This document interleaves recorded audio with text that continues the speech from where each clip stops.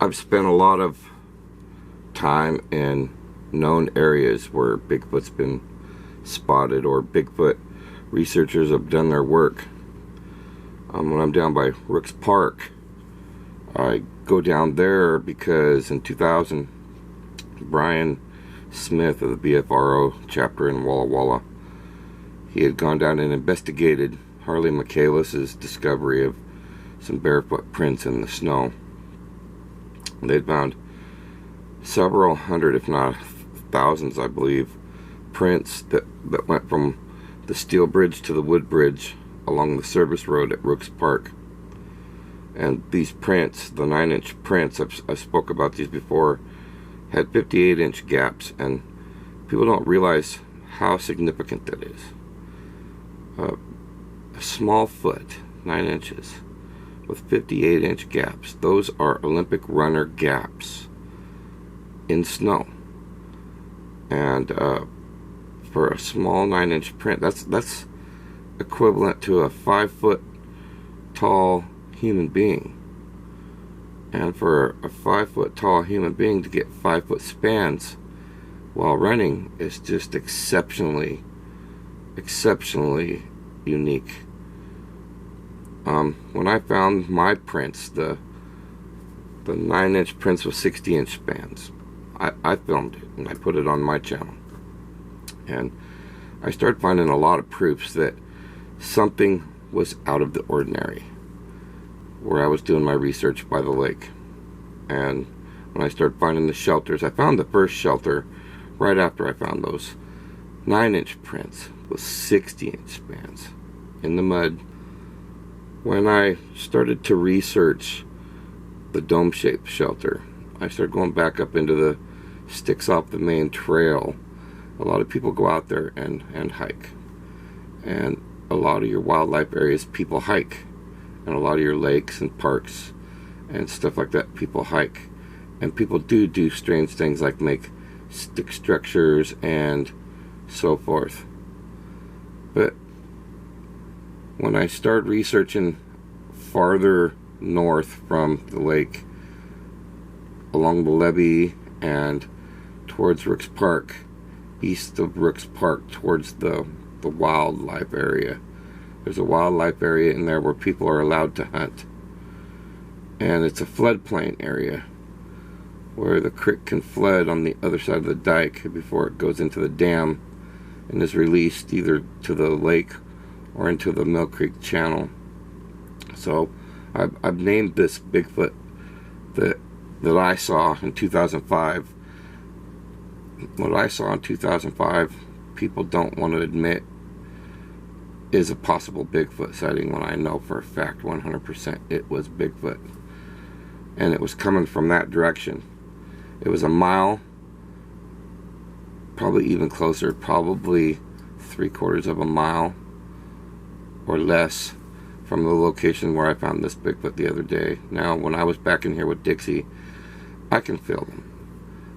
I get a sense of energy feeling when I'm out there that, yes, they're watching me. And there are certain areas when I get there, I realize and feel that they're closer to me. I get a sense of respect from them, like, we're going to hide and watch you, and we're going to keep an eye on you. And I really think they expect me when I'm in certain areas that I research, that I have an interest in. I feel like they have little perches in areas where they can hide and watch people when they come into certain areas, that they're interested in watching humans. They like to watch us fish. They like to watch us play. Some of the researchers that go into their areas over and over and over and over, that talk to their Bigfoot and bring them gifts and talk about the Bigfoot while they're there, I think those researchers earn a respect from the Bigfoot, and the Bigfoot have an expectation to interact or to make themselves seen.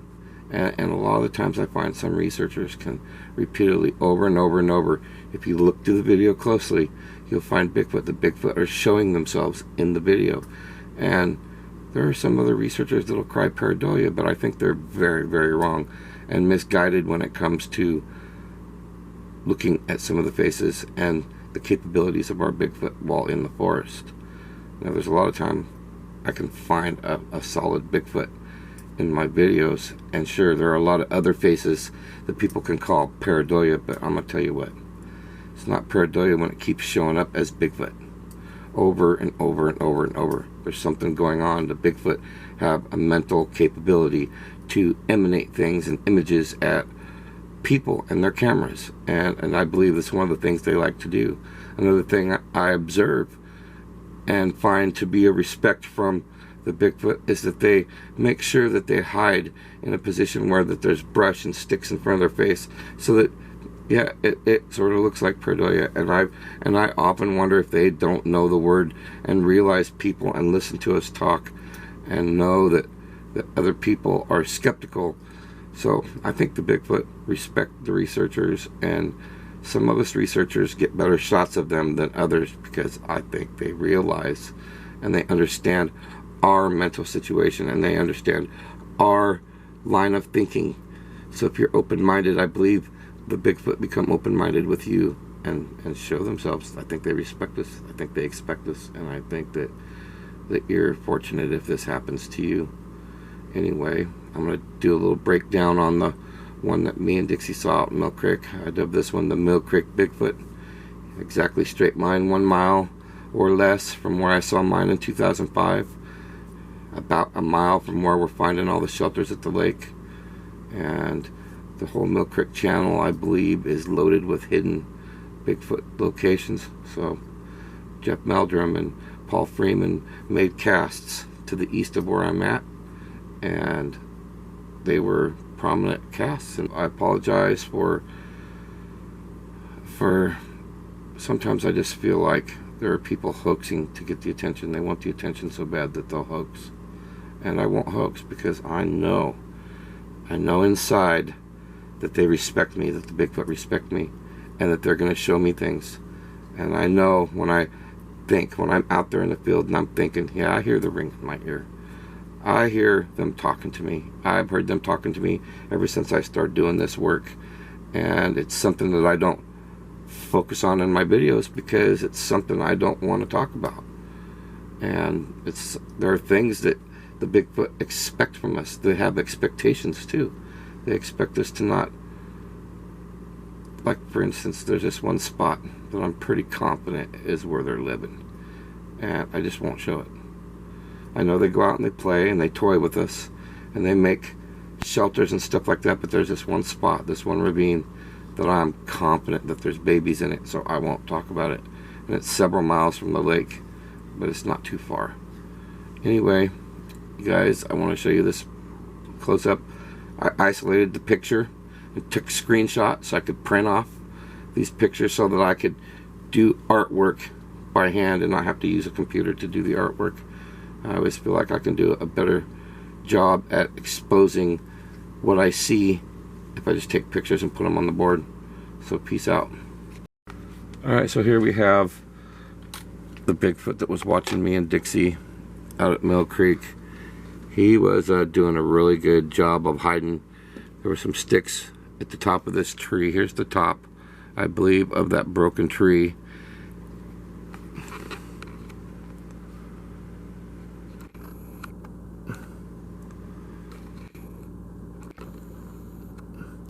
Here's the top of that broken tree, and over here on the shoulder, it looks to me like maybe a squirrel pelt or something, maybe even a tail of a deer, I don't know, but it looks like he dresses himself up. That's my artistic version of what I see there. And you can see the forehead, you can see the ears, everything is identical on both sides. Now there's just a little bit more of a distant shot, so you can see a little bit more of the creature. This is how they hide, you guys. They are masters of the forest. They're masters of illusion. They're masters of camouflage. So it's like, alright, people don't see us. A lot of the time people just are not aware. They're not paying attention to what's out there in the forest. They don't look around at every nook and cranny and pay attention to what's watching them. See, guys, there you have it. There's a close-up of the Mill Creek Bigfoot. And like, share, and tell people about this, you guys. My channel is dedicated to the Bigfoot. I respect them, and I expect them to show me things. In return, they respect me and expect me to share things with them, and I gift them and I give them things. So I think that that's the mutual respect.